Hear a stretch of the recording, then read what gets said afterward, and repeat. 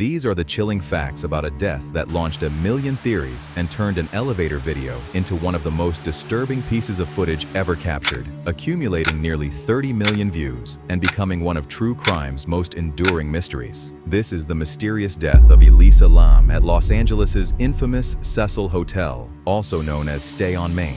On February 19, 2013, maintenance worker Santiago Lopez climbed a 10-foot ladder to check the hotel's rooftop water tanks after guests complained about low water pressure and foul-tasting, discolored water. What he discovered would haunt him forever.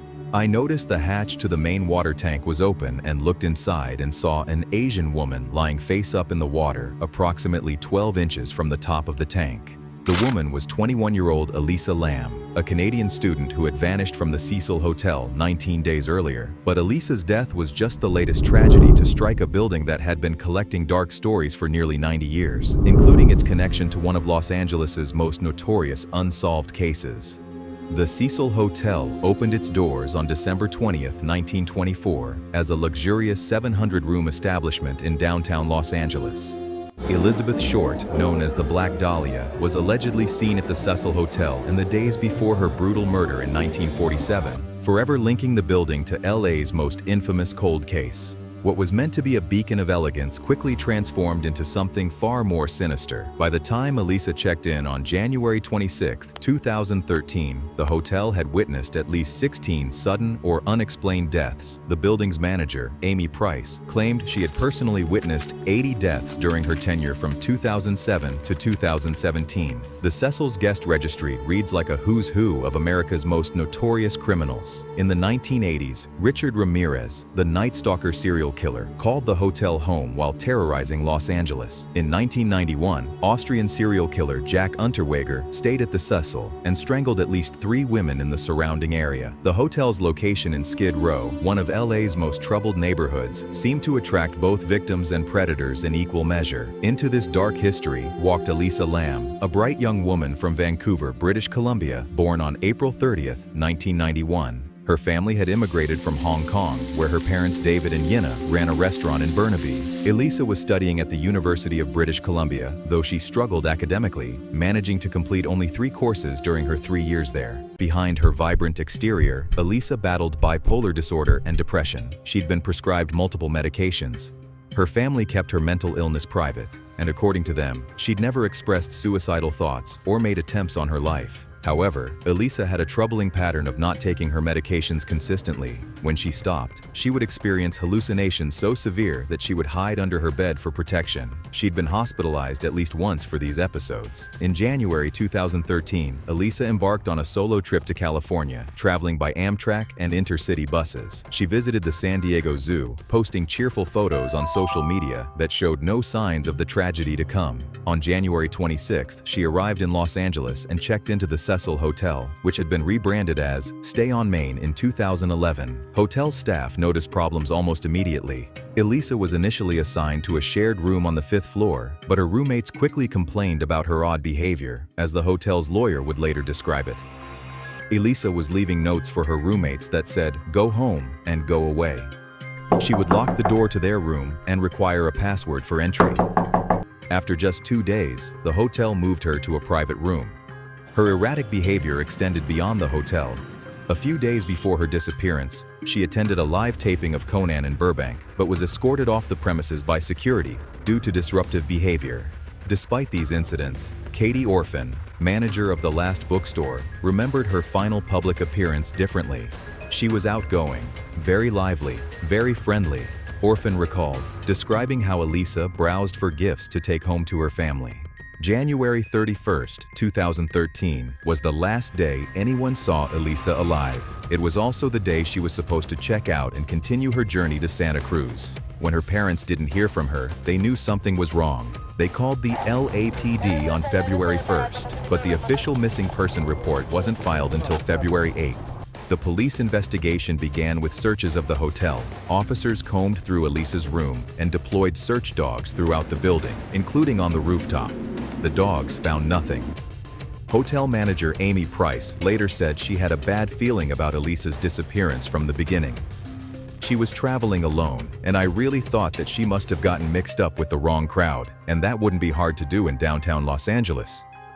On February 13th, the LAPD made a decision that would transform a local missing person case into a global phenomenon. They released security camera footage showing Elisa's final known moments captured in one of the hotel's elevators. The 4-minute clip would eventually accumulate nearly 30 million views on YouTube and 3 million more on the Chinese platform Youku, cementing its place as one of the most disturbing pieces of surveillance footage ever released. The elevator video is deeply unsettling. It shows Elisa entering the elevator and pressing multiple buttons, but the doors don't close. She peeks out into the hallway multiple times, as if checking for someone. Her movements become increasingly erratic. She steps out of the elevator entirely, pressing herself against the wall as if hiding. She returns to the elevator, waving her arms in strange, fluid motions that some observers described as ritualistic. Her hands contort in ways that seem almost impossible. She appears to be talking to someone, but the hallway appears empty. The video sparked countless theories. Some believed she was trying to escape from a pursuer. Others suggested she was under the influence of drugs, though none were found in her system. Mental health experts pointed to her bipolar disorder, suggesting she might have been experiencing a psychotic episode. Conspiracy theorists claimed the video had been tampered with, noting that the timestamp was obscured and arguing that portions had been slowed down or removed entirely. 6 days after the video's release, the grisly discovery in the water tank ended the speculation about Elisa's whereabouts, but it only deepened the mystery surrounding her death. The circumstances of the discovery were as puzzling as the elevator footage. Hotel guests had been complaining for days about water pressure problems and water that tasted foul and appeared discolored. Some reported the water was black. The water tank where Elisa was found measured 4 feet by 8 feet and held 1,000 gallons. It was located on the hotel's roof, accessed only by ladder. According to hotel management, there were only 4 ways to reach the roof: 3 fire escapes on the building's sides and a locked rooftop door equipped with an alarm that would sound if opened. Yet somehow, Elisa had reached the tanks. The condition of her body raised additional questions. She was found naked, floating face up about 12 inches from the top of the tank. Her clothing was found floating with her, items that appeared similar to what she wore in the elevator video. The heavy lid of the water tank, weighing approximately 20 pounds, was found closed when detectives arrived to investigate. This detail sparked controversy, as many questioned whether Elisa could have closed the lid from inside the tank.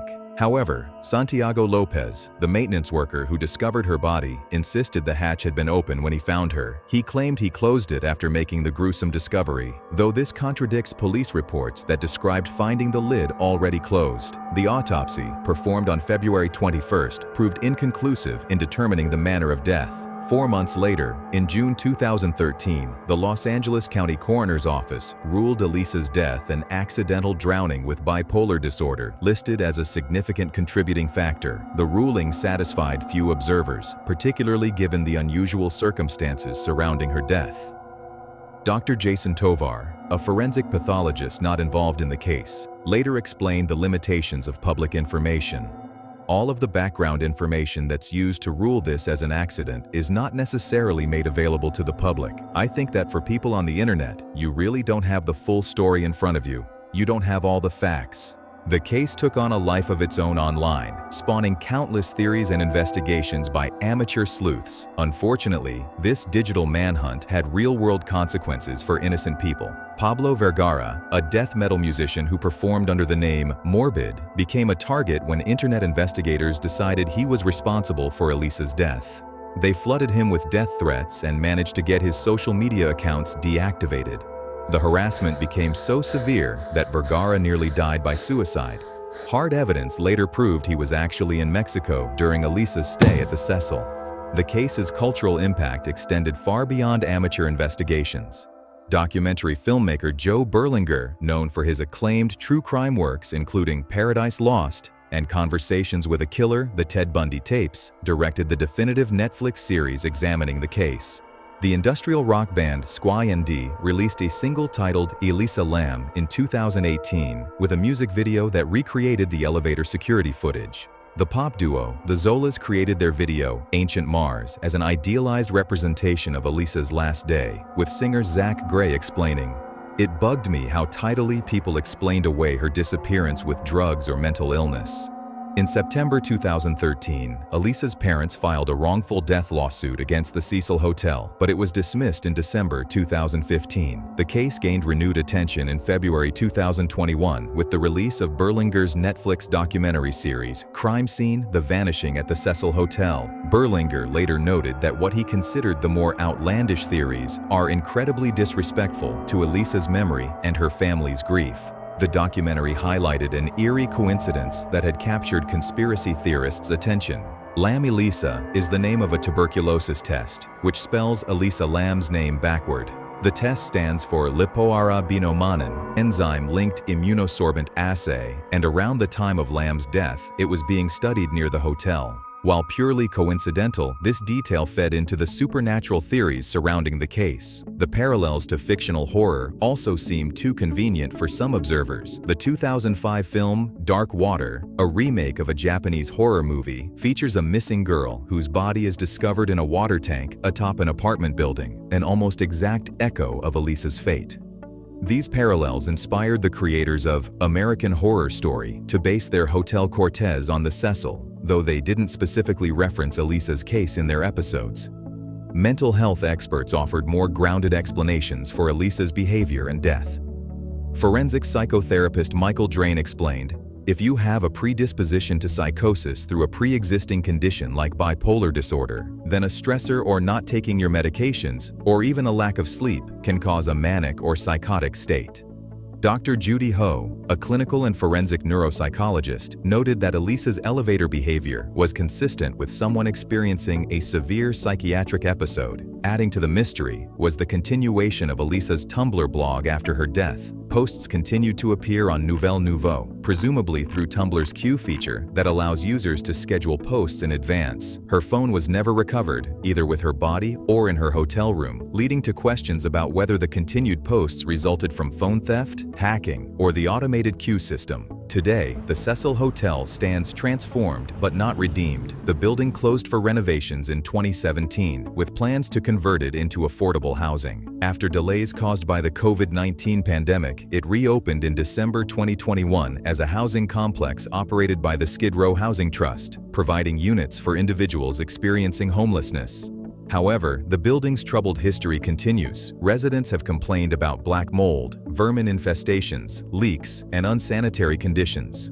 In 2024, tenants marched to Los Angeles City Hall demanding better living conditions, describing ongoing maintenance issues and roach infestations. That same year, another death occurred when 26-year-old Jimmy Mercado was found dead inside the building on July 9th. The property's owners listed their 99-year lease for sale in March 2024, with the 105,400 square foot building assessed at around $31 million. Currently, only 60% of the units are leased, suggesting the Cecil's dark reputation continues to affect its viability as housing. More than a decade after Elisa Lam's death, the case remains a touchstone for discussions about mental health, internet culture, and the dangerous intersection of tragedy and entertainment. Josh Dean, a journalist who covered the case, observed that people who cared about Elisa and knew her and loved her look at the case very differently. For them, it's hell, it's traumatic. The official conclusion remains unchanged. Elisa Lam died by accidental drowning, with her bipolar disorder contributing to the circumstances that led to her death. Yet the questions persist. How did she access the roof? Why didn't the alarm sound? How did she enter the water tank? Could she have closed the heavy lid from inside? Perhaps the most troubling aspect of Elisa's story isn't the unanswered questions about her death, but what her case revealed about our collective response to tragedy. A young woman's final moments became entertainment for millions. Her suffering was transformed into content for conspiracy theories and supernatural speculation. Her family's grief became secondary to the internet's hunger for mystery and meaning. In the end, Elisa Lam was a 21-year-old student struggling with mental illness who died alone in one of Los Angeles's most notorious buildings. Her elevator video may be one of the most disturbing pieces of footage ever captured, but it ultimately shows a vulnerable person in crisis, not a supernatural mystery or criminal conspiracy. The real horror of Elisa Lam's story isn't what we don't know about her final hours. It's what we do know about how we respond when tragedy becomes viral content. The Cecil Hotel may have been designated a historic cultural monument by the Los Angeles City Council in February 2017, but Elisa Lam's legacy should be remembered not as a mystery to be solved, but as a reminder that behind every viral video and true crime phenomenon is a real person whose life mattered beyond the entertainment value of their death. Thank you so much for watching. Please like the video and subscribe for Mystery Files for more videos like this.